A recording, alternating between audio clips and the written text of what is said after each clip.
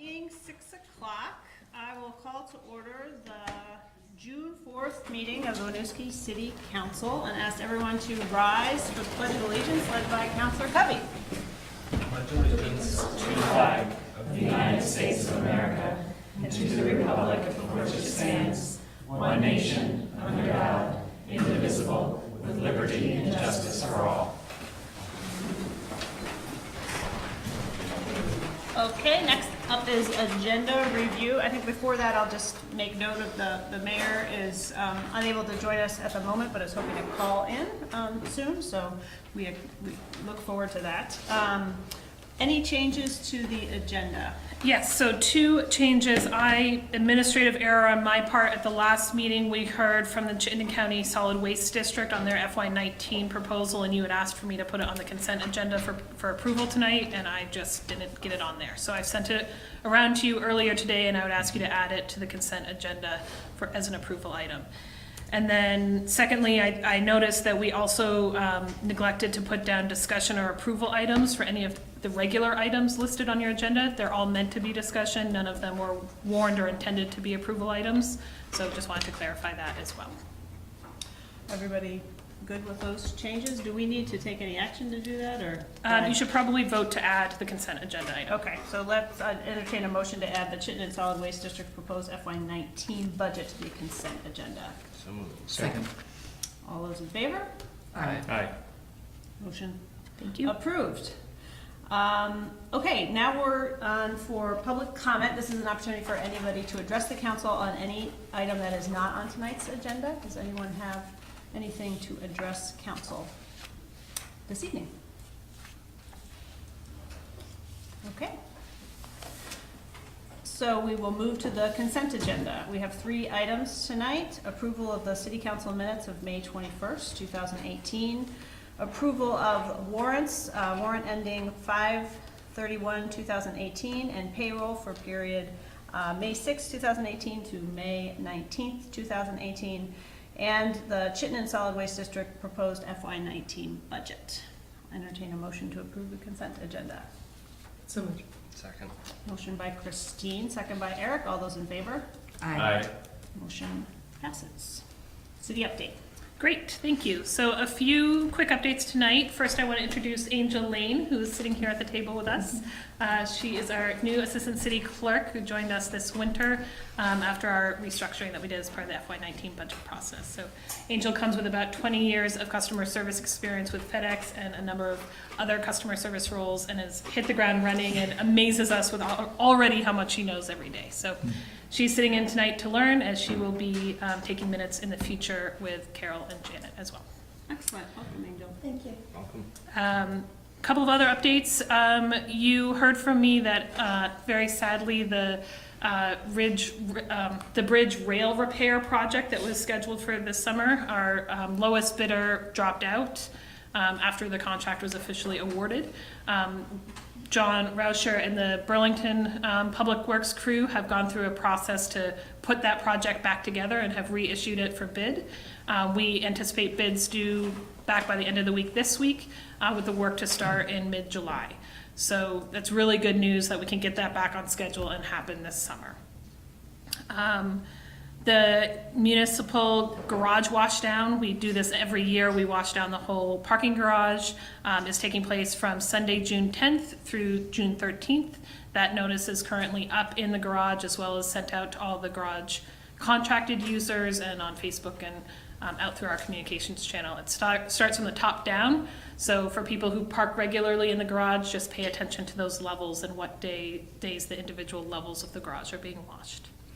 As you may know, we have a Weaver Street bike lane pop-up going on that will keep going through Sunday. If people want to provide comment, there's a online survey that's linked on our Facebook page and our website, and there are also paper copies here at the window as well. Welcome everybody's insight. Discover Winooski, the Winooski version of the Winooski arm of the Discover Jazz Festival is going on as we speak and through this weekend. Going on throughout venues in the downtown. We encourage people to get out and go to that. Specifically, there'll be concerts in Rotary Park Wednesday, Thursday, Friday, and Saturday evenings. So hopefully the rain will hold off. This is in partnership with our first Winooski Wednesday event of the year that will take place this Wednesday at 6 o'clock with Sabayuma, free meals for the kids. We hope in a beer house or a beer garden coordinated by Monkey House, so we hope people come out for that. Alicia and 8 volunteers from our trail crew worked on Saturday, and Zach worked on Saturday to repair the trails in Memorial Park, and we'll continue that on June 17th. So if people are interested in helping work in the trails and improve them, contact Alicia. And then finally, just to put this on your radar screen, I believe we are going to need a very quick special meeting at the end of June, beginning of July to set the tax rate. As you all know, that's simply a mathematical equation, but does need to be done before tax bills are printed. So more to come on that, but just wanted to put it on your radar screens. Thank you. Thank you. Any questions? Okay. So council reports. I don't know which side we started on last time. I'll go. Fantastic, thank you. I'm done. Likewise, I think we're all together Saturday, so That's right. not a lot to report. That's right, council did have a great 5-hour retreat on Saturday, 4 hours with staff, where we focused on the FY 2019 strategies and priorities for the coming year, and it was a very, I think, wide-ranging discussion, but really appreciate the time that staff took to out of their Saturdays to support us in that conversation, and for the members of the public that attended and weighed in. I have 2 items, but we're going to be talking about them tonight. So the treasurer's job description and housing commission meeting. So I'll wait until then. Nothing for me to add either. Okay, great. So we will move into the regular items and start off with item A, the pool, bond necessity resolution and timeline. And Ray will kick off that conversation, I hope.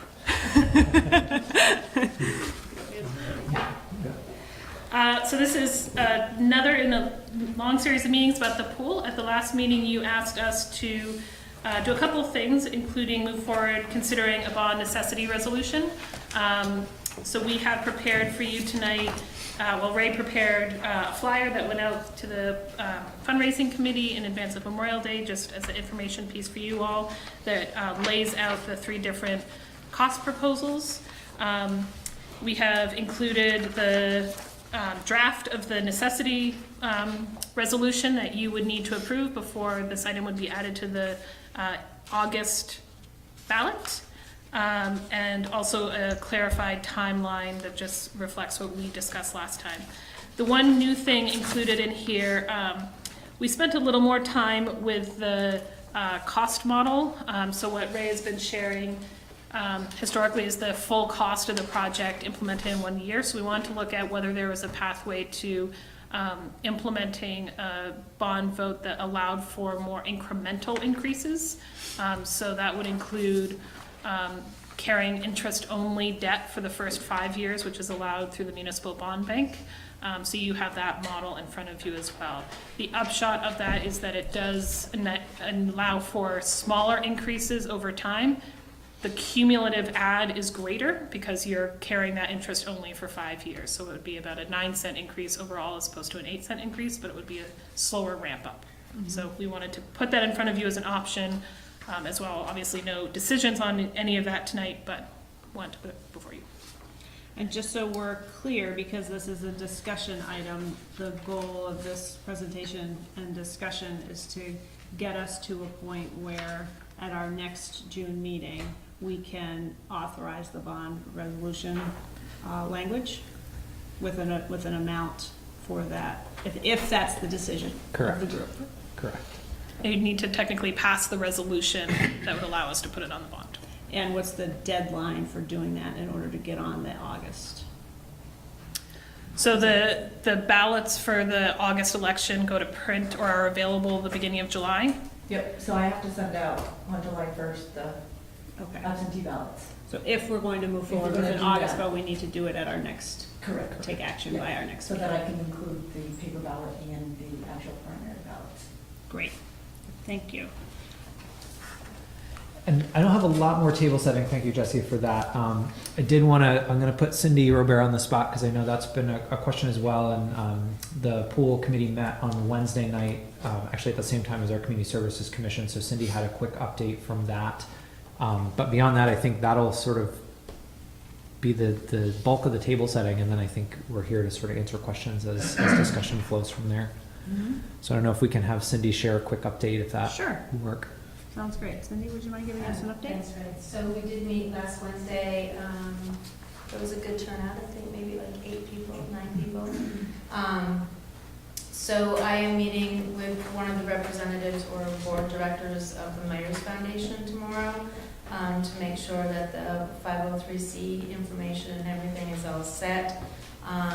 We have a couple of people working together to create a website where a donation link will be on and information about the pool will be on. And we're hoping to get that up and running by June 15th. We also have a subcommittee that is starting to collect data about the pool, past and present, and they're going to be putting together a brochure that we intend to go to major donors and present with. Our next meeting is Wednesday night, where we'll pinpoint the top 10 donors that we intend to contact. Our hope is to contact and meet with at least 5 of them by the end of July, and present them with the brochure and hopefully know if we're doing the right thing or not doing the right thing, and what feedback we'll get back from that. I think that's about it for right now. Thank you. And thank you also to the committee for being at the Memorial Day event and handing these flyers out. It was quite a good group, making sure, I don't think I saw anybody without a piece of paper. So thanks to you, Ray, for putting it together. I thought it really clearly laid out the options. And so thanks again, and thanks to all the folks who then sent emails to all of us talking about those options. So I think it worked as intended, and really appreciate that outreach that was done. It's an important part of the process. Great. Anything else for us? I think for now, as Jesse sort of said, I think we've shared a lot of info with you. So I think, again, happy to ask or answer any questions that may come up. But like you said, I think the hope tonight would be to have discussion kind of leading to a decision point at the next meeting. So Of one of these 3 options, which we've really put out to the community, and because the fundraising effort is really getting underway, I think it's also important to note that the bond resolution will say up to a certain amount, so Correct. that if fundraising brings in a substantial amount of money, we don't have to take out that amount of money. It's an up to, just so folks are aware of that. So I will stop talking and turn it to you all for thoughts about which of the 3 options, first of all, I guess any questions for Ray or Jesse, and or thoughts about where we stand. There are no impacts to our bond rating or anything for that newest proposal of the tax reduced, where we're only paying interest for 5 years, correct? Correct. So the city of Winooski is not bond rated by itself. We are rated with the entire Vermont Municipal Bond Bank, and we bond through them. We don't issue our own bonds, but there is it's always an option available to municipalities to do the 5 years interest only. And that's something I'd have to think about a little bit more in regards to financing, but just to kind of give everybody a perspective of where I'm coming from and thinking through that balance between, and I think we've talked about this a lot. I feel like safe, healthy recreation spaces are really important for our community, ones that are open and available for all members of our community. And I think that the pool has a lot of value in providing that. In looking at the different, and we also, of course, have a responsibility to taxpayers to be sensitive to, be fiscally responsible to people who are paying taxes here in Winooski. In looking between the 2 proposals, I think I struggle with the loss of the community room in the reduced tax proposal, because I think, again, that's another space that could be utilized really well by community members for a number of different purposes. And I think that the gain of, between the two proposals, it's about $24 difference. So for each tax bill, it's about $6 a bill. And so just to kind of give everybody a heads up, I will be prepared at the next council meeting to move forward in putting the original proposal bond amount on the ballot. That's kind of where I'm coming from. And at the end of the day too, that's where I personally am landing, but I think the community has spoken really loudly and clearly that this is something that they want to weigh in on, and the decision isn't up to us of whether or not we move forward with the project. It's up to the community, and I think we have a responsibility based on what we've heard from the community to allow Winooski residents to vote on that. Thank you. That's where I'm at. I have slightly different feelings. As you were Otherwise, it anticipating. would be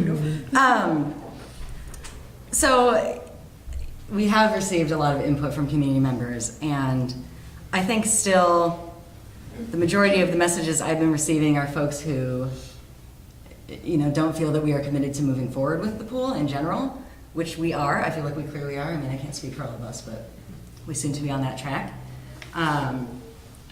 I think that we do have financial responsibilities to the community in addition to providing services and, amenities that are useful.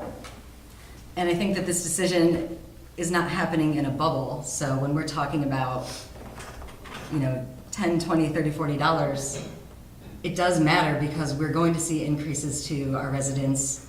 Likely, if we move forward with the Main Street, there'll be a tax increase, there'll be some utility rate increases.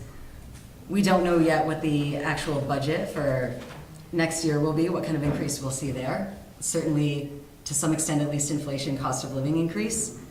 And as we discussed at the last meeting, looking at the financials here, while some of these things would be great to add, the pool itself is an amenity that we choose to fund. It is not a revenue generator, and it never will be.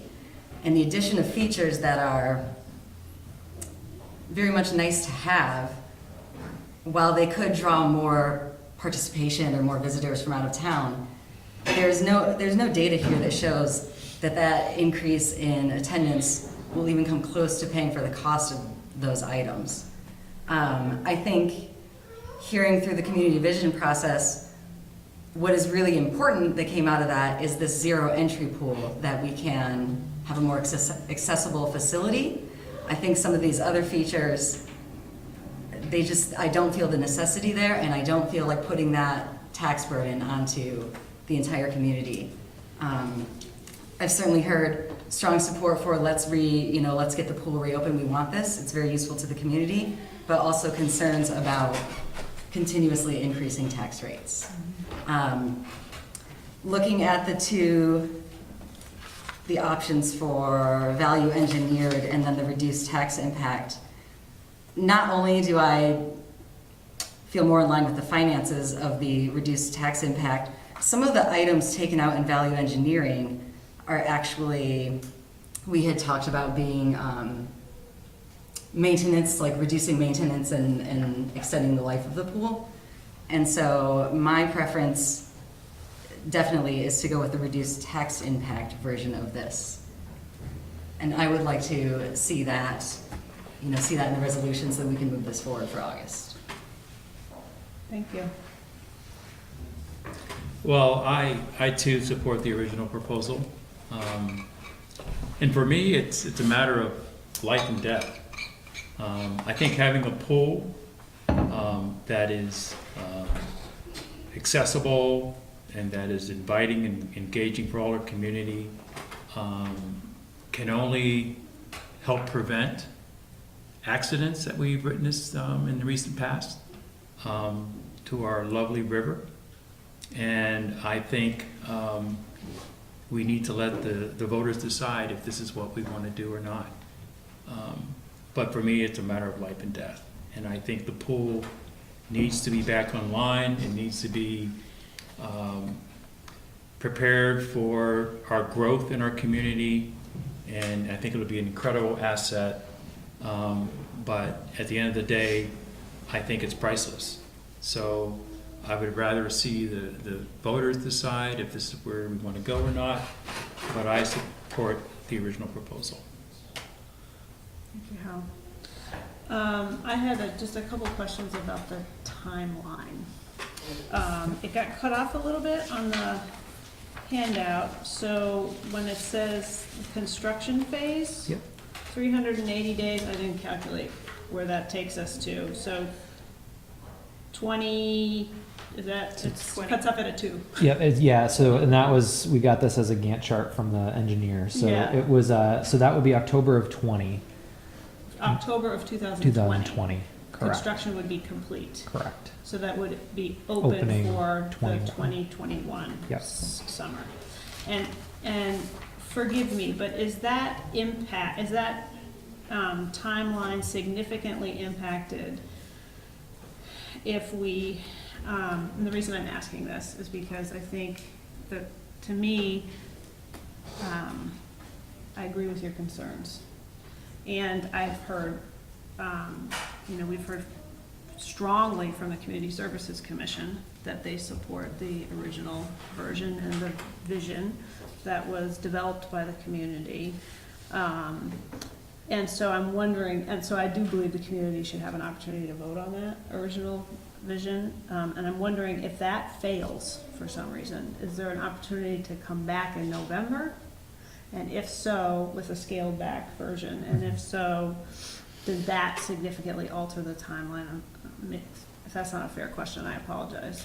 Recognizing that No. you're not the engineer No, staff. And I'll take a stab and you can kick me hard under the table if I'm way off. I mean, I think a November vote would potentially run spilling the final pieces into that construction season of 21 in the early spring. Just if you think about, if there's 2 winter stoppages instead of 1, there could be some finished pieces that following summer, but I think either way, we're likely still open summer of 21. It just may be for a truncated season versus a full season, but I don't think from an operational standpoint, substantively, that changes a lot. And again, I'm not a contractor nor an engineer, but So no guarantees. But no guarantees, but I think that the difference between August and November is not likely to be substantive in terms of an open season. okay. So I guess that's how I'm thinking about it, is that August, it being a primary year, it presents us with an opportunity to have this vote, and if the community, knowing that it just approved the Main Street project, is willing to also support the original vision of the pool, then I think they've decided that. And so I believe, I agree that we ought to put that proposal out in August. But it'd be great to have confirmation of that Yep, at the certainly. next meeting. Sure, we will find that out. Does anybody else up here want to say anything before I turn it over for public comment? It's not directly related to the bond vote, but it's something that I want to reiterate at any chance while we're discussing the pool, and it's something we talked about Saturday, is just ensuring that if this bond vote does move forward, how we structure our fee schedule is accommodating of, and that there is a waiver and subsidy program in place so that all members of our community are able to utilize that facility without barrier. And then, I had a second component too, but I totally just lost that. Probably come back to me later. Okay, I have one additional question please. that I think you probably can't answer right now either. And I'm just wondering if a scaled-back version of the scope of work could potentially lead to the pool opening in 2020 and not 2021. I don't believe no, I don't think Okay. that is true. I think that the time to do full design, we're at about 30% preliminary engineering right now, so we have to completely design and engineer the pool and then bid it and then construct it. So it could, in theory, be done a month or 2 earlier if it was scaled back, but that would still only get us into like the end of August or September 2020. Okay. Not significantly before that. It came back to me. Please. The second was just acknowledgement of when we saw at the last council meeting, the side-by-side comparison you had done of the cost of a pool and what that could also mean were that money infused into the regular community services portion of the municipal budget. I think that was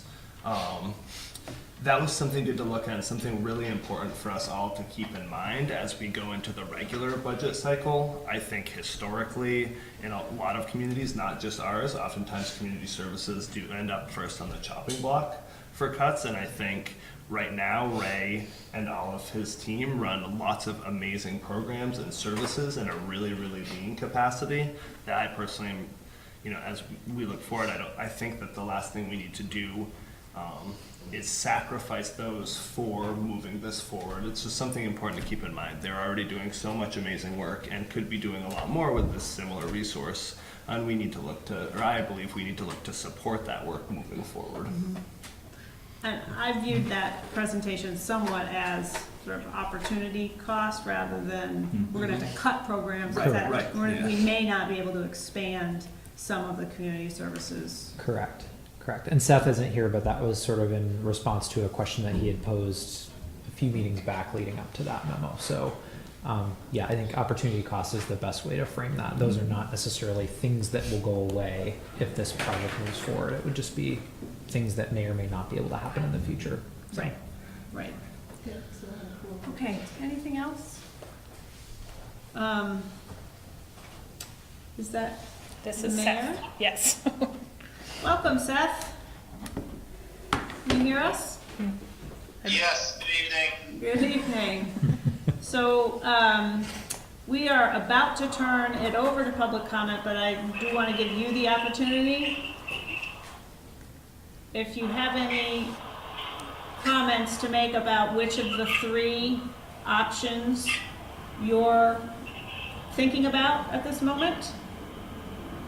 We've all sort of done that. Seth, could you hear Nicole? No, I'm sorry. Did she ask which of the three options? Yes, so we've been going through the three options as presented in the attachment, and the council has each expressed their views and wanted to give you a chance to do the same before we open it up for public comment. And I'll just say for the public and anyone who's watching, he's actually driving back from another meeting, so he's in the car, so there's some background noise. Sorry. Do you want to comment, Seth?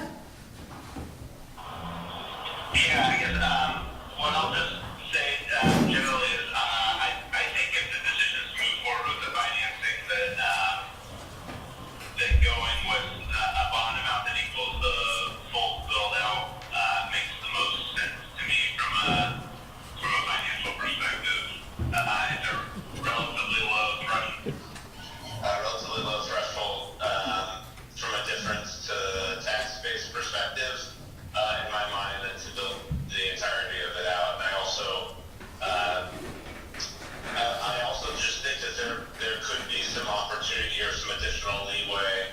I'll talk about fundraising in a few minutes, maybe when we're moving on to other subjects, to try to replace some of that debt potentially in the long run with some other capacity. So I'm wondering whether, Seth, you might address the new funding proposal that we looked at tonight in terms of the phased-in approach. We did talk about that earlier, but I think you may know more. Cindy, you can't. We lost him? We lost him. Okay. Well, when he comes back. All right, at this point in time, I think we will turn it over to the public. If you could please address the council with your comments. And speak to the question before the council tonight. Would anybody like to address the council on this topic? Yes, sir. So, we've been talking. I'm sorry, could I just ask that you identify yourself before you speak? I'm sorry, Jack Thank you. Myers. Thank you. And the pool's named after my father. Yes. Kenneth Myers. So, we've been talking about this pool in this exact room way before you folks came along, and I appreciate you volunteering your services beyond the council for 10 years now. Bare minimum of 10 years to replace the pool. And we patched it for probably 5. It's been closed, what, 3 or 4 now? 3. And we started to have some real serious meetings at Senior Citizen Center were a lot of people there probably 4 years ago, the year before they had it closed. 4 years ago, we got promises from the city, again, different council, and I know things changed, been there, done it all. But for years, we sit here and talk about it and talk about it and talk about it. What we're gonna do with the pool, are we gonna put it before the voters, are we gonna do this, are we gonna do that? When 5 years ago, we were promised by the council then, that was gonna go before the voters 5 years ago. We still sit here again yet tonight, and we're not quite sure there's gonna be a bond for it. I think that's disturbing to hear that we've done this long enough with this pool. Yes, I wanna see the pool stay there. Yes, I would love to see it for our kids in our community. They need it, they could enjoy it. But do it or don't. But, you know, we're still talking, there's still, I hear still a question whether we're gonna put it on that bond. Let the citizens of the city decide, not you guys. CSWD budget got passed a little while ago, not even a question came up about that budget, what they do. It's not even our money. Our taxpayers pay for that. But does everybody in this room know? I believe that CSWD's budget got passed, right? Yeah, we talked about it the last. We had a presentation But, from CSWD you know, at the it's last. just, it's stuff like that, 10 years, and they do a great job too, trust me, I know what they do. I pay them enough money, I know what they do. But for 10 years, we've been talking about this pool way before you folks. Put it before the voters, let the voters decide. Get it over with. And if the voters say no, let's move on to something else. Main Street, we didn't talk about it for 1 year, we got a $22 million bond cost. We're talking $4 million for a pool. 1 year we talked about Main Street, and you guys put it on the ballot. Thank you. Very little talk about the bike path, but let's just put it, let the voters decide. And if the voters say no, let's move on to another project for the kids. We spent a lot of time in the city deciding what we're gonna do with the pool. Trust me, a lot of time has been involved in this pool. Thank you. And just to be clear, the decision is about how much bond we would be going to. Well, I understand. Who else would like to address the council? Yes, sir. My name's Mike Myers, Pool's down from my grandfather. I was under the understanding that tonight was the meeting to go for bond. I mean, been on the pool committee for 3 years now, and we've been here, I've been coming to meetings now twice a month. We've been doing our fundraising, the pool committee was doing meetings twice a month. Now I'm on a fundraising committee, I'm doing it twice a month. And we keep coming back here with the same conversation. It's like a circle right now, and you're not getting any closer. So I'm trying to figure out what more do you need to say yes, let's put it on the ballot. That's what my impression was tonight's meeting, after our last council meeting. So again, the decision is which of the three options, and then we need to have bond resolution language printed and provided to the council so that we can vote on that language. So our plan is to vote on that language at the next meeting so that it can go to the voters in August. Okay, so That why is can't the you vote plan. tonight on it? Because we haven't decided which of the three options. We need to hear from, it wasn't listed as an action item, it was listed as a discussion item, so we could hear, again, input on the three items. We could talk about the three options and give staff guidance about which option we want so that we can vote on that formal language at our next meeting. It will not delay whether or not it goes before the voters in August. It would give some confidence back into the community about the pool if you just get it over with. Because enough's enough, to be honest with you. Jesse? So I know it's a really tedious legal process, but this is a required legal process that the council go to pass a bond necessity resolution. We have to be given permission from the council to have our legal counsel draft it. They have to then review it, make sure the numbers and everything line up, and then it's always a two-step process where we bring it for discussion and then approve at the following meeting. Without presuming to guess a vote the council may take, I think if they give staff direction tonight to move forward with bringing a bond necessity resolution to them for approval at the next meeting, I think that what you've heard from them tonight in their comments is that they will be inclined to vote to move that forward in August. But it's a legal requirement that they look at this language and review it and then approve it. It's frustrating, I know, it's a long process. And the language we have before us, which is in the packet, has a lot of blanks in it, and our job tonight is to fill the blanks, Yeah. so that when it comes back to our next meeting, it's a complete document that we vote on. I'm looking forward to the next meeting then. Who else would like to address the council on this matter? Yes, sir. Nick Weisberger, I just have a question. Who prepared the estimate? How much confidence do we have in it? And what happens if we go to bid and it comes in much higher than the estimate, or any higher?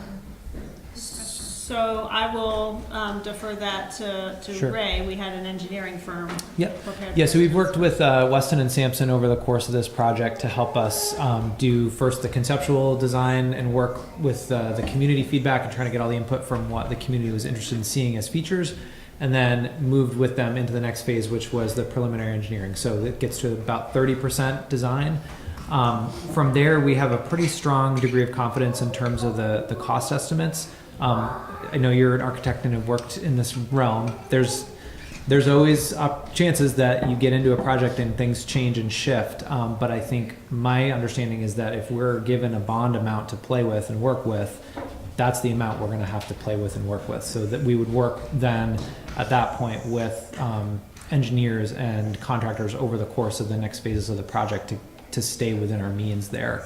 You know, I don't see us being able to blow up a project budget way above what council approves as a bond, because there's just not funding available to do that. So it would be an iterative process, I think, over the course of the effort. But again, I don't think that's going to mean significant changes to the project in terms of what it looks like when the door opens on day one versus kind of what we've seen on paper to date.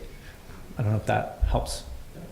And there were contingencies built into Yes, the thank you. estimates. Yeah. So in the event, Yeah, that is a really start getting into the ground and, Yeah. and Yeah, that is a really good point. There are contingencies built into the budget, so it's possible we end up surprised in the right direction and have a smaller cost. The one place where we were able to mitigate a lot of the concern and contingency dollars was in the environmental realm. There was some testing done during the preliminary engineering phase that kind of eliminated the likelihood of us getting into the ground and finding contaminated soil or lead and asbestos, things like that really jack up the cost of the project. So there was a lot of work done to sort of deal with that early and kind of give us some assurances that that's not going to be part of the project. So that was part of what brought that initial dollar amount down. Thank you. other comment? Actually, I got one more. I just want to make sure that others have a chance to speak if they want to. It has to before I go come on back. what Ray just, and Okay. that study, Ray, have you got the results back from the ground studies? Yes. And had that been? Yep. And those have all been incorporated into the final report from the engineer and into the budgeting. Okay, we haven't, did we know about that? We did? That must have, okay, Yep. thank you. Yep. Any other comment? Actually, just a quick question, and while we're talking about that. And I'm just, is there a place, since I'm just now in the nitty-gritty part, is there a place to see the timeline? Like, I'm curious why it's so long. Like, do you have the documents to look at? And Yep. So I would definitely encourage, if you go to winooskivt.org/pool, there's a lot of information there. I don't know, I'll have to double check whether this timeline is up there or not. We did just get this at the end of the week as an updated document from the engineer, but I'll make sure tomorrow morning that that's up on the website as well. But that's got a lot of the final engineering report, a lot of the history of the project up to this point. So I definitely would encourage there as a starting point. But also, if you have questions, feel free to reach out to me here at City Hall. I'm happy to try to answer those. And if you want to see the timeline tonight, it is provided linked to the council's packet that's online. Yep. So if you go to tonight's council meeting link, you can find it in there as well. I just wondered, I walked in late, I apologize, my name's Caroline Bergeron.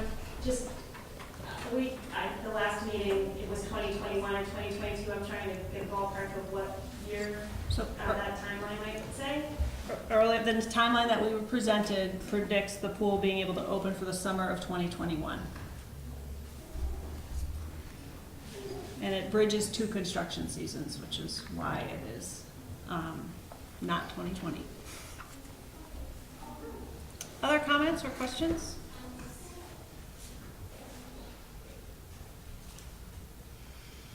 Okay. So it does sound like and I think I heard Seth's input, which was support for putting the original proposal forward. So even though we're not going to take a formal vote tonight, it does appear as though the sense of the council is to move forward with a bond vote for the amount in the original proposal for the August primary. So I think the Bring you back. plan that should be to come resolution. back, and what's the date of that meeting for? June 18th. June 18th. So on June 18th, council is prepared to vote on bond resolution language, the amount of the original proposal, which is $3.91 million. So thank you to all of you who have spent a lot of time and energy and interest in supporting this work moving forward. It's been really important. Thank you. Thank you. All right. So we will move on to item B, the treasurer's job description. Have we lost Seth for good? Can we I'm afraid he might be bring in the him wilds back? of rural Vermont. Yes. Thank you. Wait, I'll talk to you. Do you want me to try and call him? If he's available, that would be great, since he really played the lead on this, but Can we take just a 1 I minute can break? fill in. Let's take a 1 minute recess while we try to track down the mayor.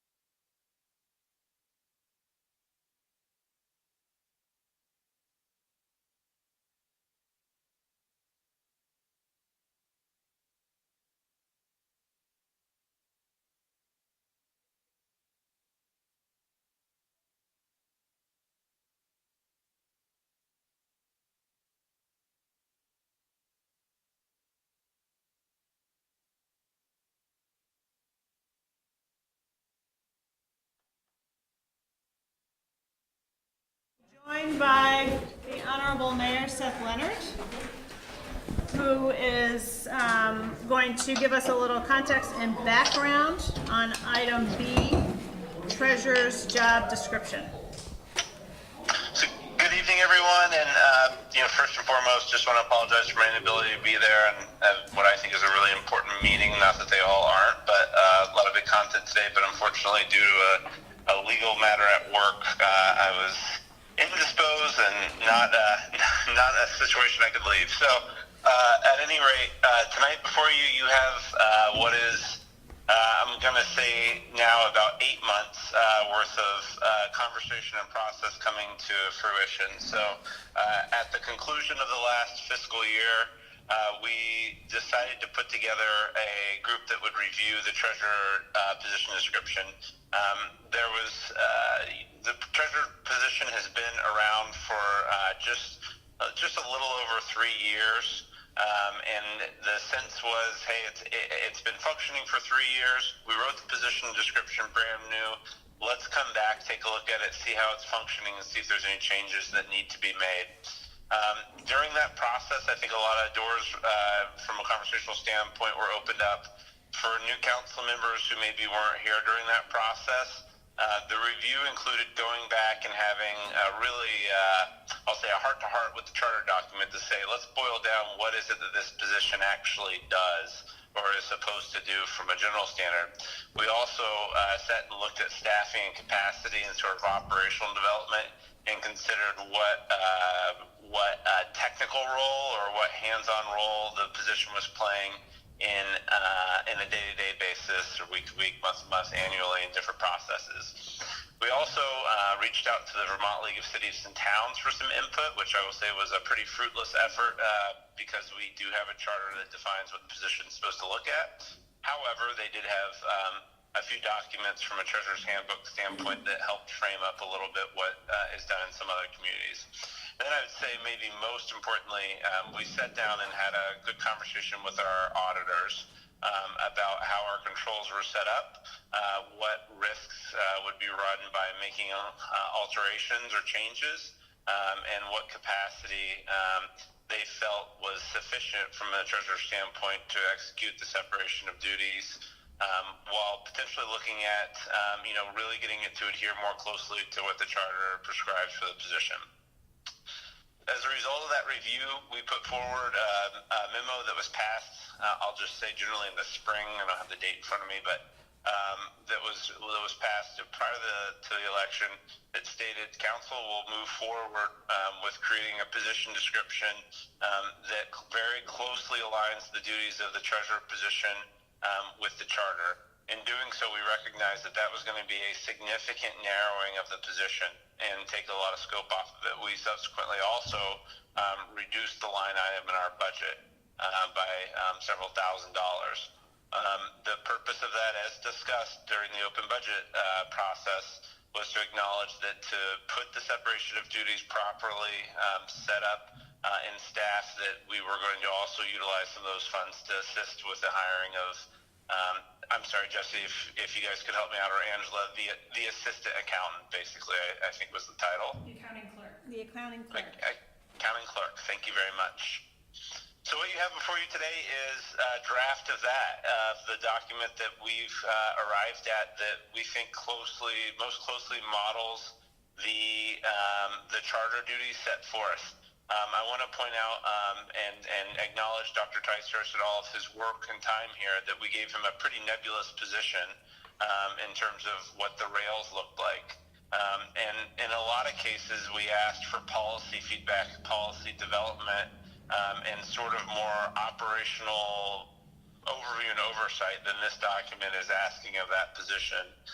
So I think it's significant for us all to acknowledge that and potentially passing it. So that's what you have before you. Is we really just took the points of the charter, and you can see those expressed in that document. And it's a fair narrowing of the position. Thank you, Seth. And as the counselor who worked with Seth on this, I think the only bit I will add for those of you who are relatively new to this discussion is that the previous job description, really, to Seth's point, was ambitious and blended some operational and frankly policy, financial advice, some skill sets and expertise that we are very fortunate that we have had somebody that could with that background, but as we looked at the organizational structure and roles and responsibilities, I had some questions about why we would have policy and operations work occurring outside of the scope of the city manager's office.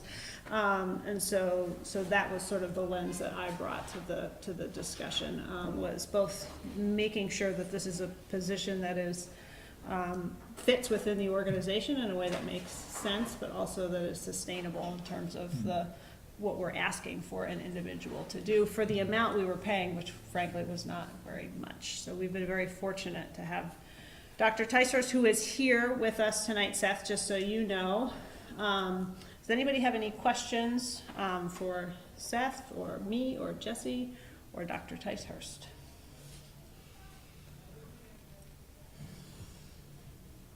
I would just say I appreciate the background, because when I read it, I wondered if you were leaving us or something. Yeah. And I think, Seth, correct me if I'm wrong, but part of the commitment we made was to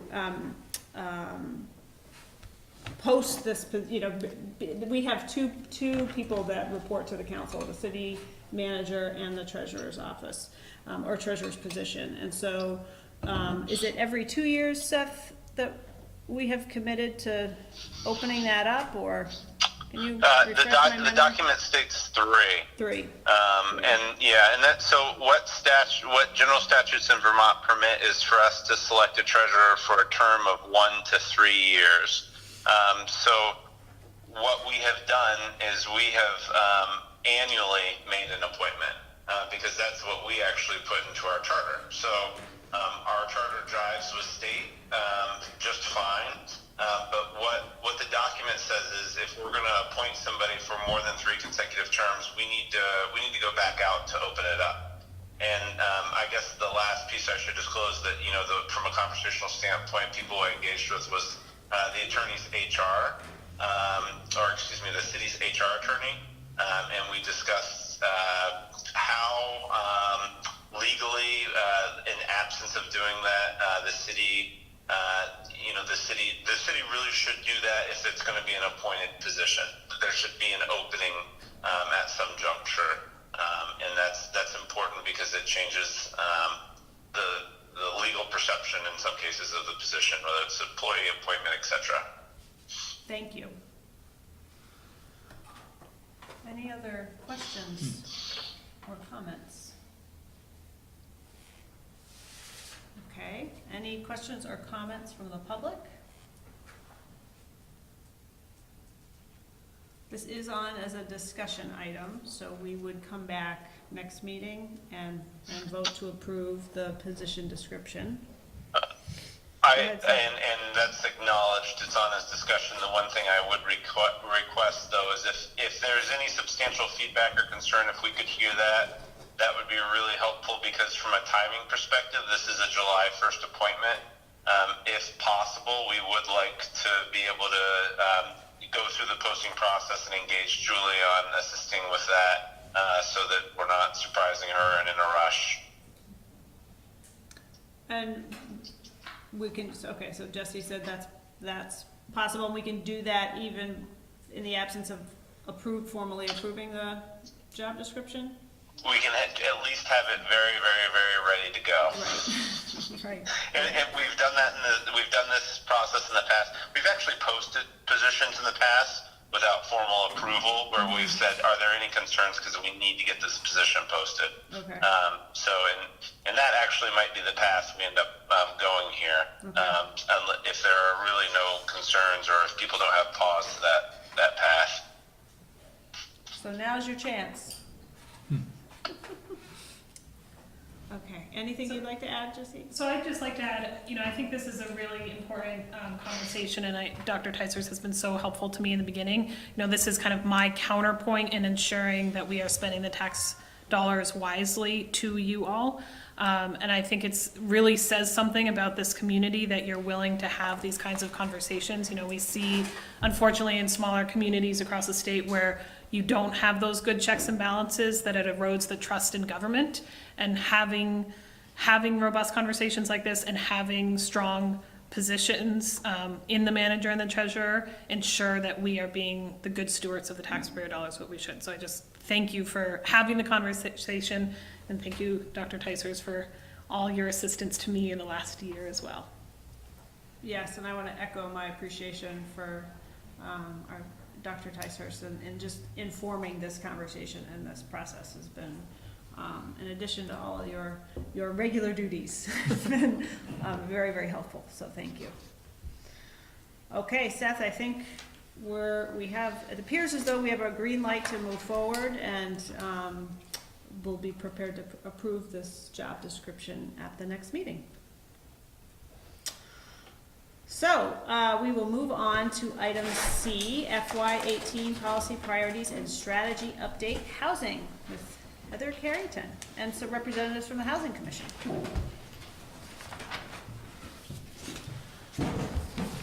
Hi. Thank you for joining us. Is he staying? Seth, are you still with us? I am. I'm just going to stay in Middlebury where I have reception, so you will not physically see me, but I'll just be staying here until the balance of the meeting. Thank you. Okay, so turn it over to Heather. Great, thank you. So tonight we are providing you with the third monthly goal update on housing. And what I've done with your memo this time is really focus in on the Housing Commission efforts. That doesn't mean those are the only efforts that are going on at the city, but I think most of the questions are about where we are, where we're going, and what the timeline is. So I've focused on that. I will say that in terms of the chart which shows you the staff recommended strategies, implementation of Firehouse software is going very well. They have completed the first section of the city implementing Firehouse, so they've done one full round of inspections with that, and there will be data, there is data available, but we at the Housing Commission will be receiving a presentation of what the most frequent code violations are, kind of a top 10 list of what they're seeing so far. It takes a 4-year cycle for them to get through the entire city, so it's just one slice of the city, but I think probably will provide us with a lot of information to go forward. So that's going very well. But I think we're going to focus on where the Housing Commission is for tonight. So I've brought 2 members of the Housing Commission with me so they can speak for themselves. Jessica Bridge is the newest member of the Housing Commission. She's a property owner in Winooski, used to be a resident. She's a landlord and a realtor, so she brings a great deal of expertise in this kind of conversation. And also Robert Millar, who is a prior city councilor and has demonstrated his commitment to affordable housing throughout that time, but is also a renter in the city, so brings that perspective to the commission. We have, I would say, a very well-balanced commission of people who have a lot of expertise in a lot of different areas, so we're very cautious about the way that we set that up. We have representatives from the board of the Winooski Housing Authority, the Burlington Housing Authority, a housing coordinator for Vermont Refugee Resettlement Program, someone who works for the Vermont Housing Finance Agency. So there are a lot of different people at the table kind of trying to give us a robust conversation. Oh, I'm sorry, also the superintendent of schools, because that really plays into the whole conversation as well. So I'm just going to give you a quick overview of the purpose and kind of the background on the Housing Commission. Per their charter, the Housing Commission was asked to come in an advisory capacity to the Planning Commission to assess community housing needs, to perform data gathering and analysis, to establish citywide goals for housing, and then to make recommendations for housing policies and identify tools to achieve those goals to the Planning Commission, who then takes those and moves forward from there with your blessing, of course. So I'm going to turn it over to Jessica, who's going to walk you through the next few steps, and feel free to interrupt us with any questions that you have. Thank you, Heather. Hi, Jessica. Hi. No baby tonight. Okay, so yes, my name is Jessica Bridge. I am the newest member of the Housing Commission, and so I will likely rely on Heather and Robert to fill in the blanks. So I think the first thing that would be important to do is just read through the guiding principles. So I will do that. So the Housing Commission has established the following principles to guide its work. 1 is encourage the development of affordable housing options for a broad range of income levels. 2, foster a mix of housing types to serve the needs of different family compositions, household types, and multi-generational needs. 3, promote quality housing that is safe, healthy, and durable. 4, preserve and sustain the scale, character, and settlement patterns of our neighborhoods. 5, protect current residents from displacement. 6, support sustainable growth, density, and creation of additional housing units. And 7, be guided by data-driven decision-making. So Heather's presentation is pretty comprehensive, so I think, you know, if you've read through it, you will probably just have more questions than anything. A couple of things that I wanted to point out. If you flip over to the yellow chart, or the first chart that's provided, if you look under household income, where it says low income under 80% AMI, So the per household count is 2.1 persons. And I also wanted to point out that that low income segment represents 0 to $1,283 per month as rent and affordable, and that includes subsidized. And then the moderate income, the 80 to 120% AMI, represents $1,284 to $1,924 per month. So if you don't know, that's based on 30% of your income. This is very helpful, thank you. The reason why I thought that that should be pointed out is because those are the two areas, actually the two segments that we focused the most attention on, and we're immersed in this, and I thought if I wasn't clear on it, that I should probably help make you clear on it. So are there any specific questions, or would you like me to just go through? I think if you go through and Sure. the chart just and whatever other contextual information you think is important, Sure. like what you just provided. Yeah, yes. So we have voted to establish affordable housing target percentages, and this is for new rental units constructed in the gateway districts. So essentially, it's a 15, 75, 10 increase. So, and I would like to point out that's actually it is a net gain for each income level. So the low income, the moderate income, and the upper middle to high income. The smallest gain obviously being in that category. So the reason why we propose a significant increase in the moderate income category is because that was where the housing gap, based on the data that we collected, and this is all from the 2017 residential rental registry reporting. So that, in case you're wondering where these numbers are coming from. And I'll point out that it's statistically significant with a 1.5% margin of error at a 95% confidence level. So this is real data.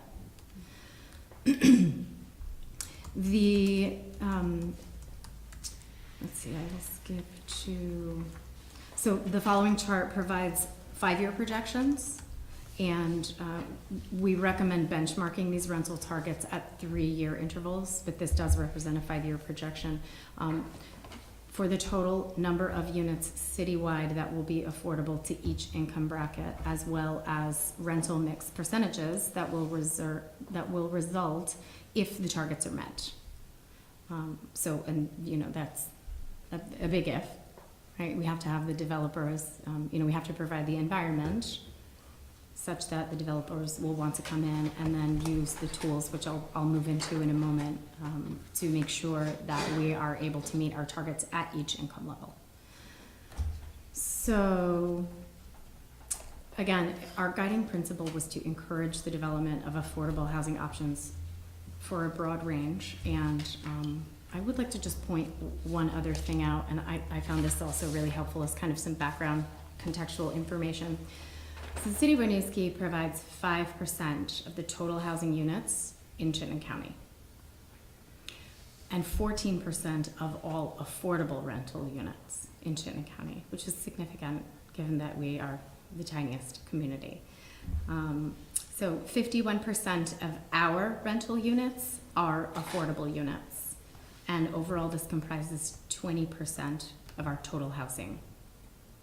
So I think those are statistics that we can be proud of as a When you community. say affordable, do you mean subsidized housing, or do you mean low income under 80% AMI? Subsidized. Subsidized. So I think that the commission is committed to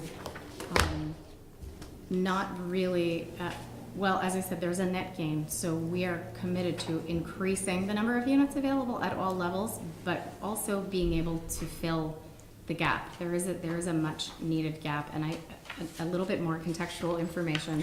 Sorry, it's important, I think, to paint the whole picture. So I just want to talk a little bit about the professions that are typically characterized as the moderate income level. So we're looking at that middle line, the 80 to 120% AMI.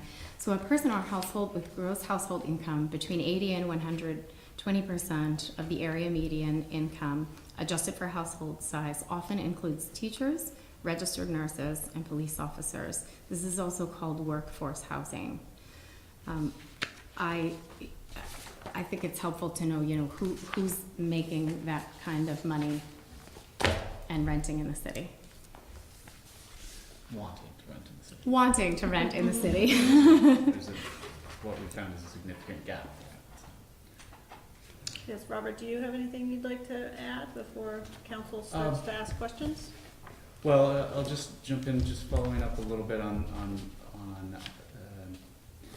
if you look at those percentages and you see the decrease in the percentage that are affordable, but it's a good reminder, I think, to see that that's still an increase overall in the amount of units in that area.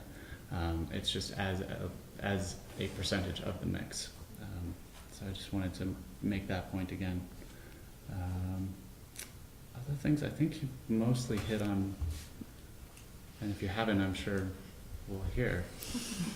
Well, I do want to thank you and the rest of the commission for the incredible amount of work you've done. I received 3 binders full of when I arrived at the first meeting, so kudos to all of you for really hitting the ground running, absorbing a lot of information, and taking the discussion to a place where, personally, I feel like it needs to be. So thank you for that. Any questions or comments? Yeah, was there a discussion around setting targets around the number of subsidized units, so big A affordable, that are coming online? We didn't talk specifically about subsidized, just overall affordable under 80% area median income, but I do think that if we, I think there's a possibility for us to discuss things like in a replacement ordinance, we might be talking about that very specifically. And also I think some kind of, as we go forward, there'll be some succession planning, I think, should be discussed for anything that might age out of the system. So I think we have to have those conversations in the future as well. Yeah, I think once we get into these tools too, and I guess I kind of meant to make this point and forgot. Although we're talking a lot about filling the gap in the middle, these tools are mostly going to be aimed at the small A affordable, maintaining and expanding there, because we recognize that the market for the most part is going to hopefully fill that gap, because they know that's what's needed, that the nurses, et cetera, want to move to Winooski.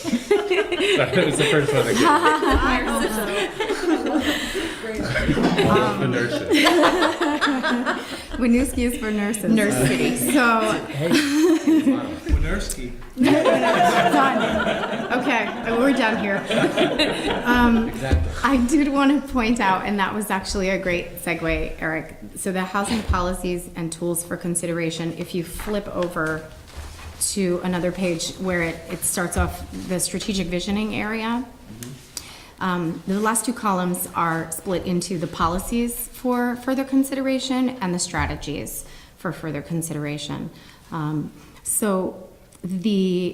And this will support what Robert said, we are looking to establish an affordable housing replacement ordinance. The ordinance is not something that the Housing Commission would be responsible for. We make the recommendation, you approve it, and then we work with the Planning Commission, because the ordinance falls under their purview. So also update form-based code to add inclusionary zoning. So that is something that we are seriously considering, but we also recommend or recognize that that's a very large conversation, and probably underneath all of the tools that is, we would need outside expertise to weigh in on that. Because there are repercussions, certainly, I think, beyond There can be. Yes, there could be. It has to be carefully crafted. Well put. Reducing the parking requirements for affordable housing. So those would fall under the policies and then the strategies, and this one we've talked about a lot. Develop a housing trust fund. Consider a tax abatement to incentivize affordable unit development.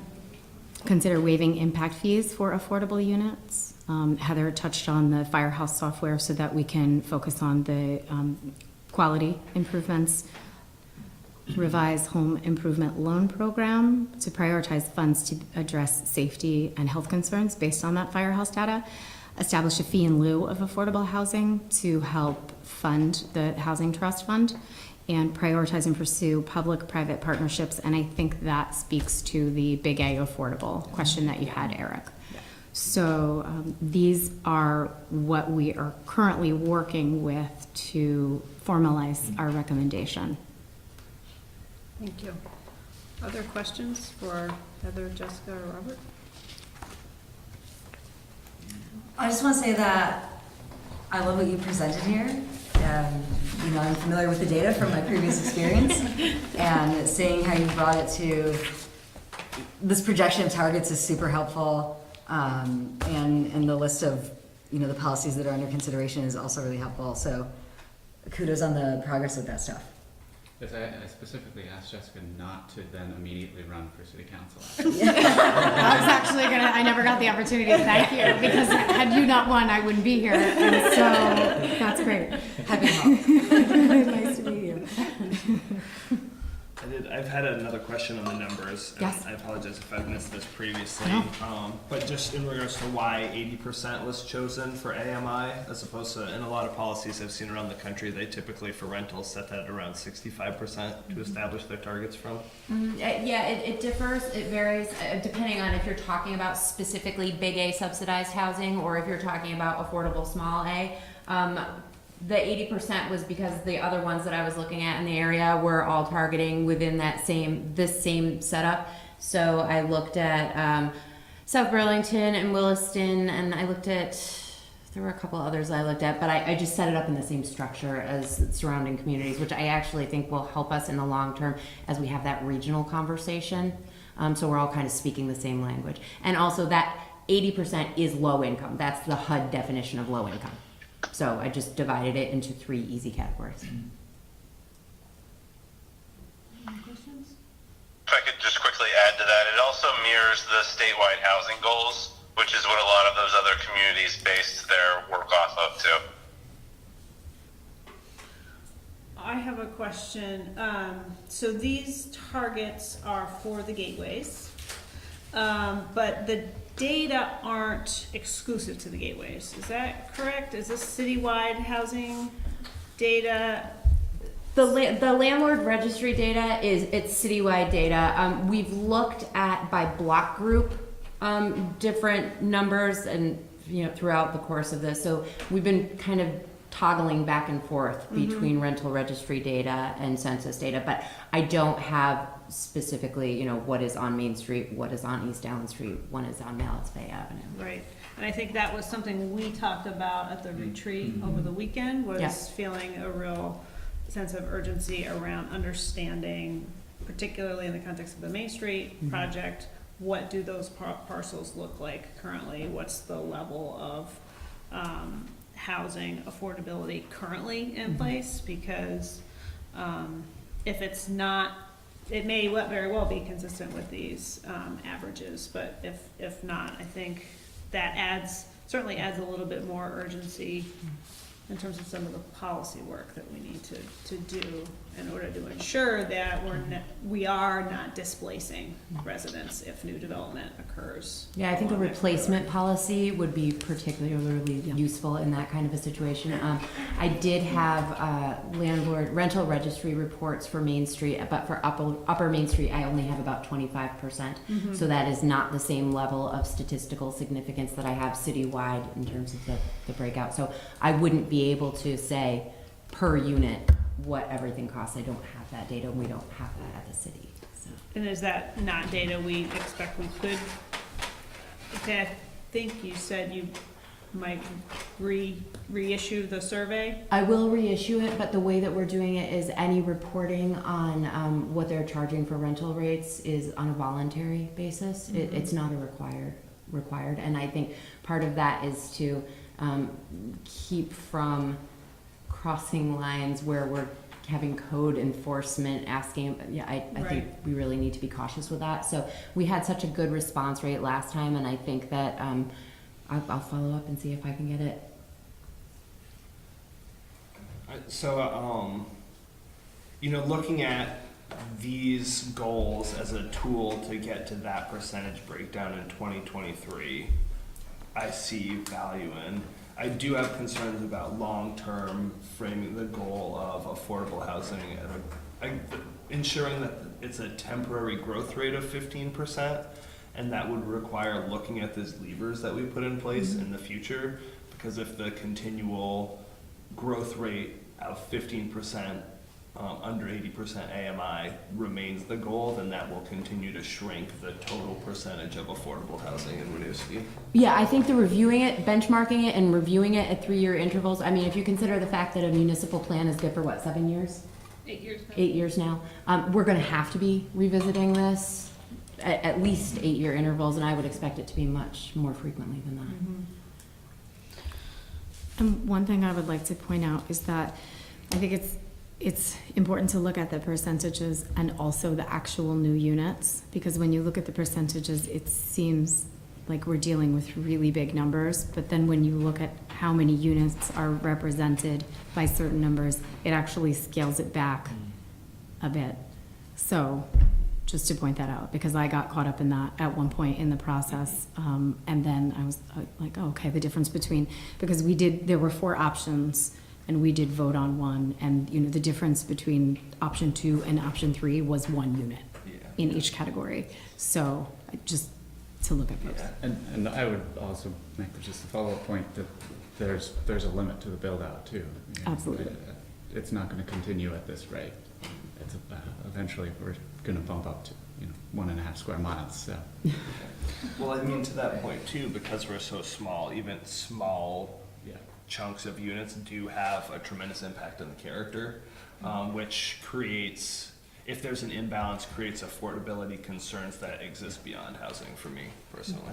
I think it comes back to one of our other things is focusing on safe, healthy, durable, maintaining the quality of our existing affordable housing in addition to worrying about building more or maintaining certain percentages.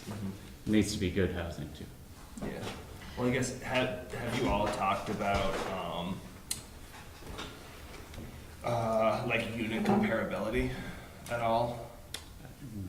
Because the concept that new affordable housing coming on needs to have, for its size, price range, whatever, a comparable number of units to what that would be if it was at an increased rent level. We haven't looked at it that way yet. No. Yeah, I think it's just a level of detail we haven't gotten to. So I think, one of the interests that I have, just to be clear, it was evident, based on the discussion at the Housing Commission level, that there is interest in a replacement ordinance, but that can take a number of different forms, and you don't have to replace it on the site that you've developed. And so I think one value that I have is that, if we're going to celebrate the diversity of this community, then we include it in the gateways and don't say, now all of our affordable housing is going to be located in, sort of the outskirts of town or in certain pockets. That I think a really important thing is to ensure socioeconomic integration in the community. And so I think that's where I get a little concerned about the lack of concrete policy measures being put into place before more development. Yeah, and that's sort of akin to redlining, right? Except from the other Right. end. And that is something that we discussed and agreed that, that's not consistent with our values Right. as the Housing Commission, and obviously not consistent with the values of the community.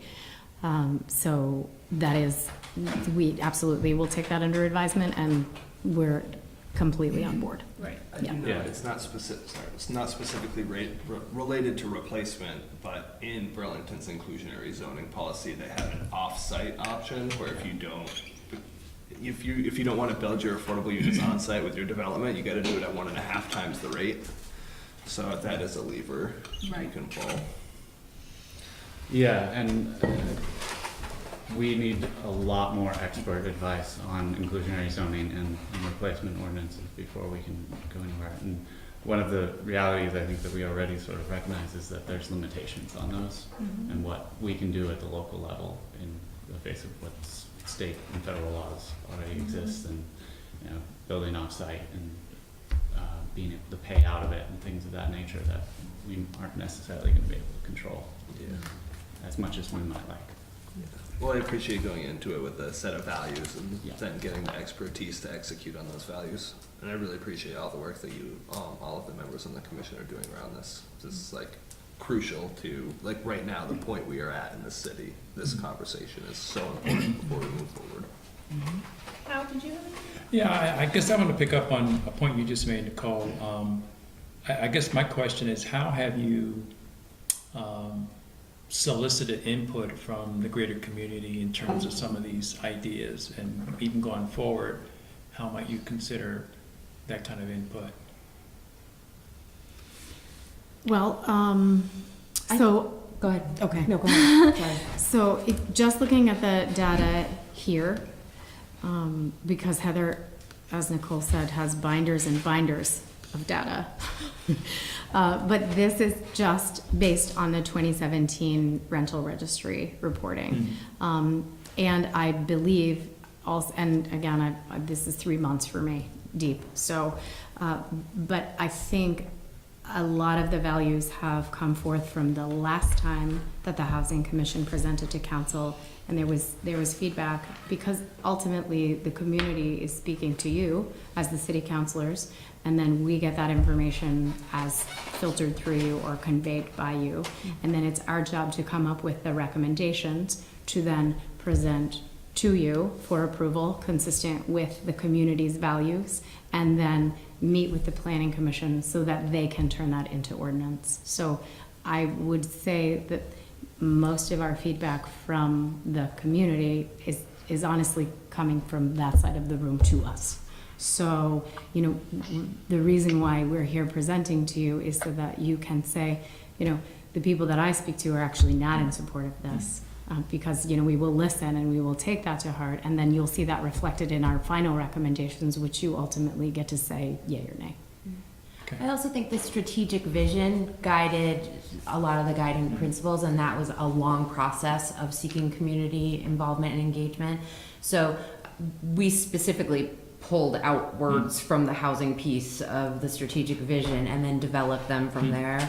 The other piece is the planning commission is in the process of doing a new municipal plan, and so all of the commissions are bringing up recommendations to them, and that process also involves community involvement. So I think there are multiple layers to the way the community is involved, and of course all of our meetings are open to the public, and anyone is welcome to show up. We would love to have input.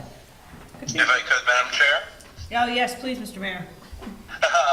So just backing up from all of that, just for context, remember we did a housing needs assessment that included a large group of foot soldiers basically going out collecting information, meeting with important community collaborative partners, and doing community surveys. The surveys were done across specific subsects like people who own rental dwellings, and they were also done to the general population.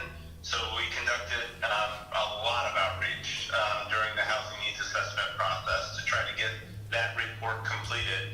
That report resulted, one of the chief recommendations was set up a housing commission, and that's been the primary document they were handed to say, here's a professional type work that contemplates where things stand from a housing perspective, including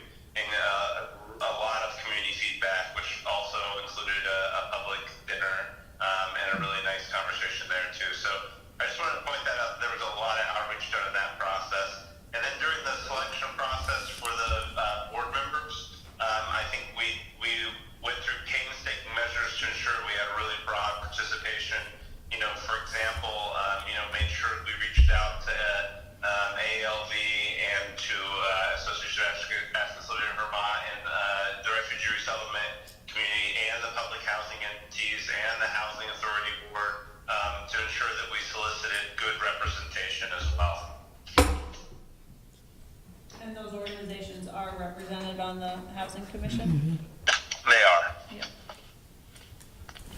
Good question. Great.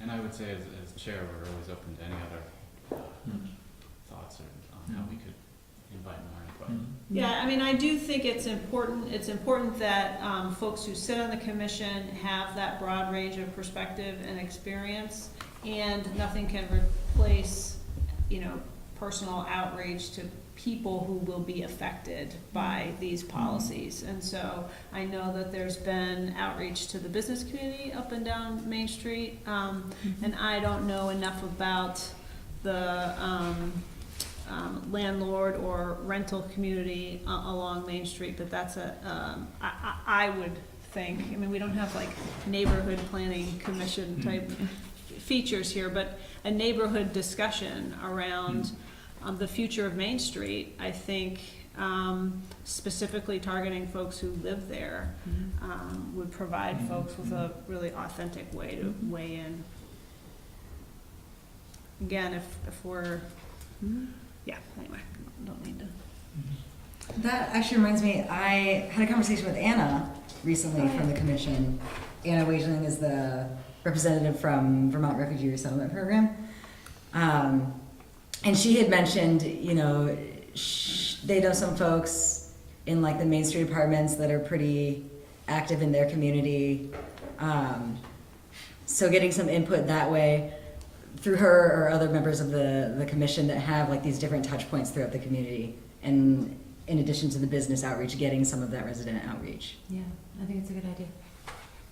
Are we in a position now, or will we need to be, or kind of just thinking through where we need to dedicate some resources to that legal or technical expertise? Because I don't want us to go down the road and then continue to say, well, we can't make decisions on these specific policy recommendations or levers because we don't have that technical expertise.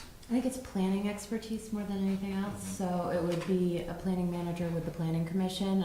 They've certainly written ordinance there before. I think the thing that we are being cautious about as a commission, and it has been discussed pretty extensively, is ensuring that if you establish requirements, that you also establish offsets so that the developments that include affordable housing are financially viable. And I think that's the complexity of really looking. There are some that are successful programs, and there are some that are unsuccessful. For example, inclusionary zoning. It can increase affordable housing, or it can decrease housing that's produced and have detrimental impacts. So writing it well is important, I think, is what you're hearing. But I don't know that that's necessary. I mean, I think we'd have to have it reviewed, certainly, from a legal perspective. But I think a planning manager and planning commission can get together an ordinance that would be a feasible ordinance. Yeah.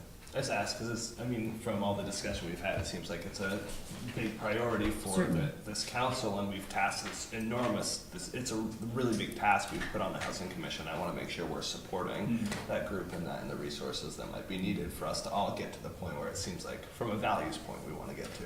Yeah. Thank you, Eric. I think that's a good segue to next steps and timeline. I think the conversation that happened,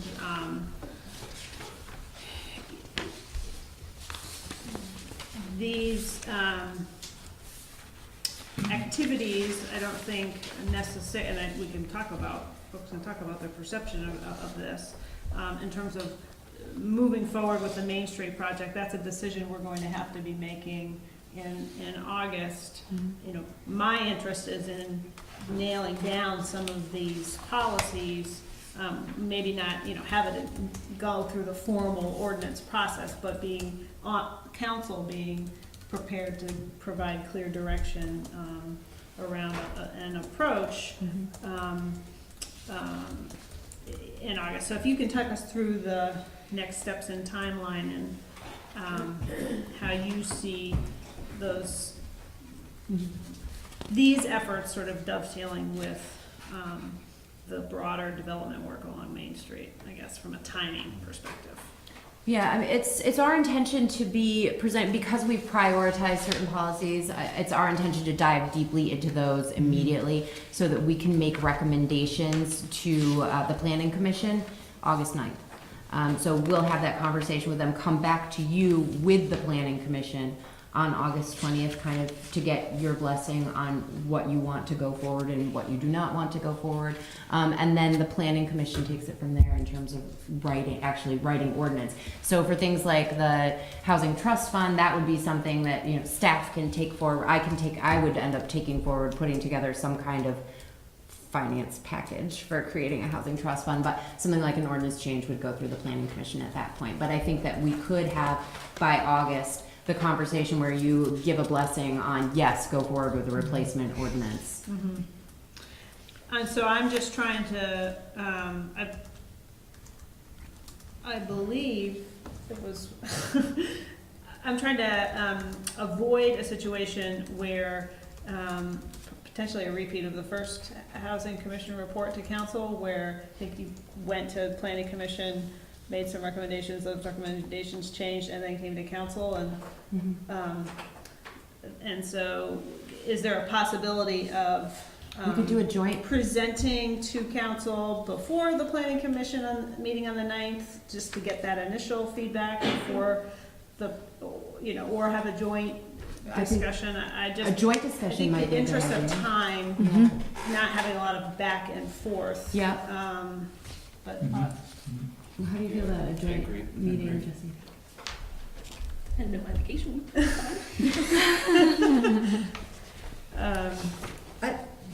Just a quick question on that. I might be misreading that, but looking at your timeline here, the item listed for June 25th sounds like what we're doing right now. What? Oh, yeah, well, we're gonna dive deeper into. Oh, this is okay. So we have those as our priorities, so we're diving deeper into those and really trying to nail down exactly what we're recommending, Okay. so. But yes, it does sound a lot like what we're doing I was right just now. thinking maybe the whole thing could bump up. Right, right, right. I would, if I could, Yep. Seth? I would just, maybe a recommendation to try to coalesce around that. Something that's been productive in the past is having a joint meeting with the planning commission and having the presentation of the recommendations happen at one time from an initial standpoint, and having a reaction opportunity with any nudging of thinking. And I think that might, instead of it coming to council first, being heard in a vacuum, going back to a vacuum, and then being presented in another vacuum, that maybe having all bodies at one time might make sense. Thank you. That's, seems like we're all in agreement on that. But emerging from this would be the discussion where if we feel differently about those percentage breakdowns, this would be where we communicate it, because it sounds like at your June 25th meeting, you're gonna finalize input from this recommendation and how you move forward with those specific percentages. Yeah. So, yes, so tonight is feedback on the percentage targets and the policy priorities. So what's in that sort of chart, the goals, targets, priority policies for further consideration, and priority strategies. I think for my interest, you know, the strategies, it doesn't, you know, it's important if you don't agree with any of those to weigh in, but really in order for this process to move forward, we need to give feedback on the goals and targets and the priority policies. Yeah, so I guess from that perspective, and I know, like the point you mentioned, that it really, if you look at the actual new units annually, it makes up a very small, if you change 5%, that'll be 1 unit or whatever it is. But just to kind of set a values statement, I suppose, and something in looking at the long-term, what we want composition to be, would like to see either 20 or 25% personally for the low income, especially since we're defining low income at that 80% range, and knowing that the market might then shake out for the housing that's built still in that low income, under 80% is on the higher end of that, so. I would share my feedback that I love these numbers. Having seen the data, they align to, you know, what our expectation is of who is moving here. I think that seeing down the line in 2023 that we've still got 50% of our units affordable is definitely acceptable and in line with, you know, the vision of what Winooski is. And having the ability, doing that 3-year benchmarking, having the ability to pivot on that if we're not getting there, and then raise the rates at that time if needed.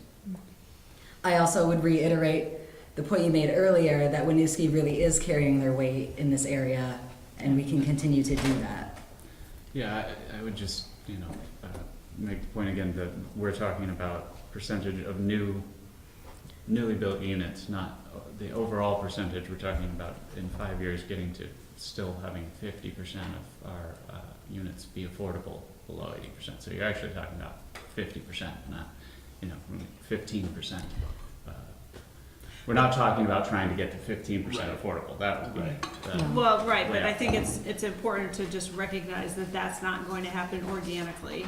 And we also don't really know what currently exists in the gateways in terms of the rental units and their specific level of affordability. So there is a risk of sort of letting the market do its work, resulting in the elimination of currently affordable units if there's no clear replacement ordinance. So I think, to me, it's imperative that we, I can live with these targets so long as we have very good protections in place for against displacement. It does make me feel a lot better, having a good replacement policy. Yeah.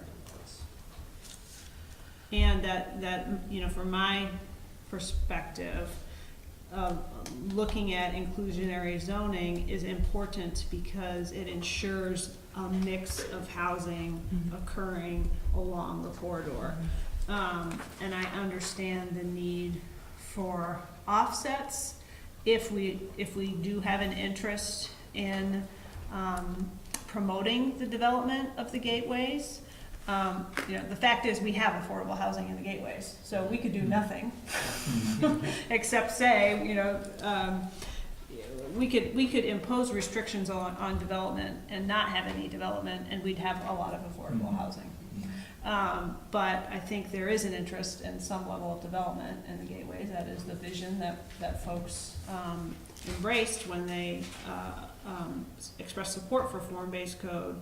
I think the trick is, how do you thread that needle, which I don't think is an easy needle to thread, but what I hear from this group is how it's important to figure that out. And if we do, then I think we'll have something to be really proud of as a community. And how do those offsets still contribute to this larger goal, even though it might be available for a developer looking at a specific unit? And how are they not so easily attainable that everybody's we're just going to go for this offset and not build any affordable housing? Right, which is what we have currently, frankly. Or let's put a shed in the backyard. And that's, and so that's one of the reasons why, going through these tools is going to take a little bit more time, because we have to be responsible about it. And what, we looked at, okay, what are the pros and what are the potential cons, and what we realized, to your point, like what sort of more technical or expert support do we need? I agree that needs to be at the level of the planning commission, because for example, is the fee in lieu of affordable housing high enough? Like, is there enough benefit to the city, or utilizing city-owned, and these are just examples, but utilizing city-owned property for affordable housing? If we say, yes, that's absolutely how we're going to go, but there's another highest and best use that can bring income into the city in a more positive and effective way, like, is that the right tool to help encourage affordable housing, So, and I think again, not to circle back to the inclusionary zoning, I feel like I'm, beating a dead horse a little bit, but there are repercussions beyond what our level of expertise could be potentially, which is why if we say, yes, this is the way to go, but we don't know how it's going to affect the rest of the city and what the potential backlash is going to be in, year 4, after we look at, that 3-year benchmark. We just don't want to get into a situation. We want to be moderate with our recommendations. We don't want to get into a situation where we're trying to seriously retool.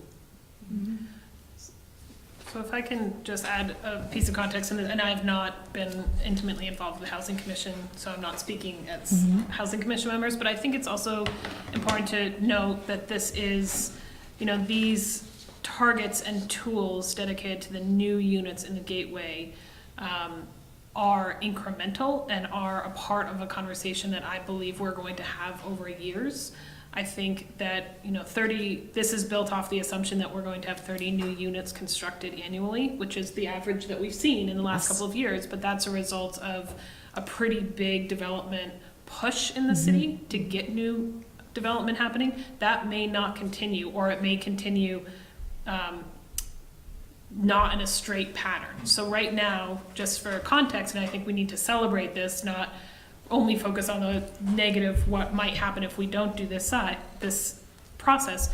Right now in the gateways, we have 2 permitted housing developments in active developments. Neither of them are on Main Street. We have no active permitted housing projects currently planned or thought of on Main Street. Now, I will just admit, that could change tomorrow. A developer could be doing something we don't know about. It could change tomorrow, but right now we have none planned. And the ones we have permitted and we believe are the one we have that we believe will be under construction this year, which will only be one, is truly the integrated housing unit we have on East Allen. That's highly subsidized with state low-income tax credits. We're not going to continue to be able to do that annually. The subsidy from the state and other housing partners won't continue at that annual increment. So we may have years where we see a significant boost in subsidized affordable unit development, and then a year where we see no development of affordable units. And that's why I think it's really important to benchmark this and be checking in regularly on where we are and what our targets are, and not say, these are our targets for the next 15 years, because we don't know if they're gonna work, we don't know what the market will demand, and we need to keep through an iterative process, keep looking at it. Does that make sense? This one new development would actually hit our 5-year benchmark, the one that's coming in on East Allen Street. So, What does that mean, hit our 5-year benchmark? According to these targets, it would hit our 5-year total. For the low income. For the projections for the low income, just this one development. If I could add a couple things quickly. Yep. Just to reinforce what Jesse just said, I think this is a great conversation for our community to have, and one we haven't had the luxury of in a long time, and that's because there hasn't been building interest in Winooski in a long time, for a number of decades. Not at this rate, not this level, not the city wasn't subsidizing. So I really think that's an important point that it's going to continuously require monitoring. It also is based off of assumptions that the same tools will be available for a certain target income range in terms of financing mechanics, and if those tools disappear, those deals just plain and simple don't work, and things look different. And I think that's going to be really interesting. The other thing is I'm really interested in the last item on this to-do list. We are lauding existing affordable housing and talking about the fear of displacement of units.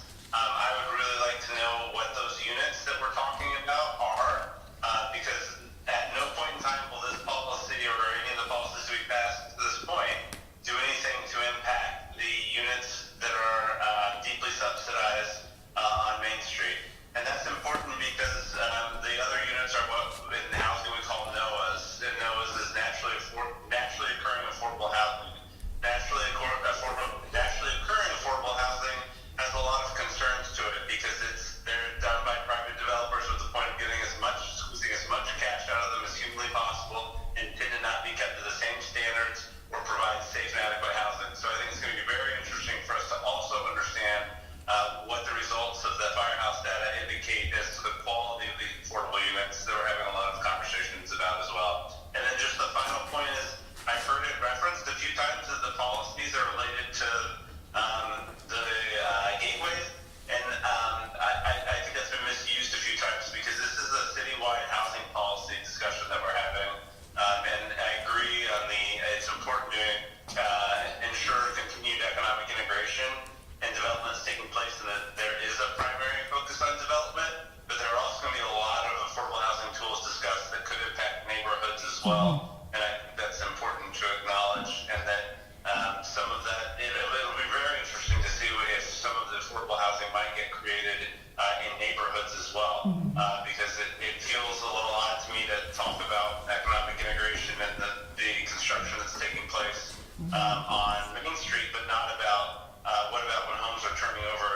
opportunity to turn some of the units turning over that are currently owned privately into affordable units too. So just want to mention that quickly. Thank you. So can I just ask you a question, Seth? Because I think it's important that we are on the same page, at least in terms of our understanding. My understanding was this discussion was about making the possibility of making specific changes to the form-based code, because that current ordinance does not have adequate protections for the preservation of affordable housing. The incentive program does not work. And so that concern is really what kicked off the whole housing needs assessment 3 years ago. And so while yes, we have to have a conversation, and the Housing Commission does have a scope broader than just the gateways, I think for me, the immediate interest is in understanding what changes can and should be made to form-based code in order to address concerns that have been expressed for several years now, that the current ordinance does not adequately ensure the maintenance of affordable housing in those gateways. I totally agree, and I think eventually we do need to go citywide with these discussions, but like, how do you eat a whale? A bite at a time. And right now, we have the most pressing need where we're going to see the most turnover and the most development is in the gateways. And so I feel like looking specifically at form-based code makes a lot of sense. That's naturally occurring in their policy prioritization. It also naturally occurred when they said, we're going to focus on rental units first because that's the area of greatest concern at the moment. But I'm just pointing out that there are policies listed in the next action steps that are going to be reviewed and discussed. For example, accessory dwelling units that do have quite a bit of impact outside of that and are not solely intended to just be talking about form-based code. And frankly, at no point in time can I ever remember us limiting that to form-based code. We've talked very consistently about citywide housing policy, and if you're going to come up with rental mixes and things like that impact the housing stock, I think that there's an equal potential applicability to the existing neighborhood zoning applications too. So they've been asked to look at the issue from a city perspective, and they put the focus on rental first. We got that approved by council. So that's the way that conversation has moved forward. And it's never been, hold on, we're only going to focus on the gateways. Well, so then Seth, I guess, can some of those specific levers we're talking about that we would look at to reach these goals do they need to be contained within form-based code, or you're saying these are levers that we can apply citywide? So such as like a replacement policy, or if we were to look at inclusionary zoning, or are we confined right now to looking at just within form-based code? There's nothing that confines it to being just a form-based code conversation or discussion. That's great. And it's the same, again, accessory dwelling units is the one that screams that the most. I mean, it's on here as a priority as it should be. I mean, I think that there's a natural acknowledgement that this is a mostly, gateways-focused conversation, but I just don't want anybody to be surprised or shocked if there's included recommendations. I mean, Heather, of course, correct me if I'm misinterpreting that, but I've never heard the group pull back and differentiate between the two right now. They've been looking at things from a citywide perspective. No, you're right, Seth. I think that you're correct in saying that we've been focusing on rentals because of the concerns about the gateways. There is, within the document that I set out, it does say rental targets for new construction in the gateways. So that may be where this is coming from, but I think you're right in saying that we intend to be setting targets for the city, and something like a replacement ordinance could apply citywide. And I would say when I'm reading your priority policies and strategies, what I see here is a bunch of policies and strategies that would apply citywide, and then a specifically called out update to form-based code for the inclusionary zoning. Does that not get at, what we're hoping to achieve here to protect on Main Street? I believe so. Seth's comments threw me a little in terms of making sure we're all on the same page. So I just wanted to explore that a little bit. I do think there's value in broadening inclusionary zoning to looking at not just the gateways, but also potentially if there is additional development in the waterfront area, for instance. I don't think it's necessarily just looking at the gateways, if that is a path we go down. I think our discussions are Yeah. citywide, but there is understanding of the importance, particularly of the gateways, of the form-based code. I mean, having sat over there and almost voted against the form-based code for the very things that you're cited, believe me, it's in my mind. So I think there's no misunderstanding. We're all kind of on the same page and speaking towards the same thing ultimately.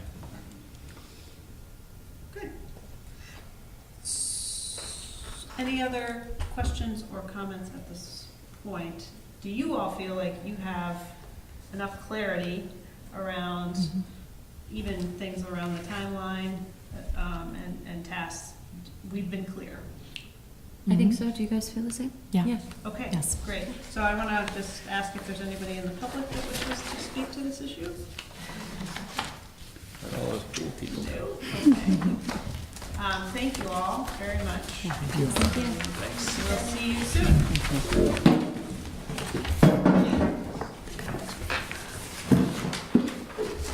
Okay, so the next and final item on the agenda is an executive session pursuant to section 313(1)B of Title I, which would allow us to enter executive session to discuss labor relations agreements with employees, specifically our agreement with the Fraternal Order of Police. Jesse, who would you like to? Just you? Okay, so I would entertain a motion to enter into executive session pursuant to 1 VSA 313(1)B to discuss the labor relation agreement with the Fraternal Order of Police, with Jesse Baker joining us. So moved. Second. First by Christine, second by Hal. All those in favor? Aye. Motion passes, so we will move to executive session. We will reconvene only to adjourn. Thank you very much.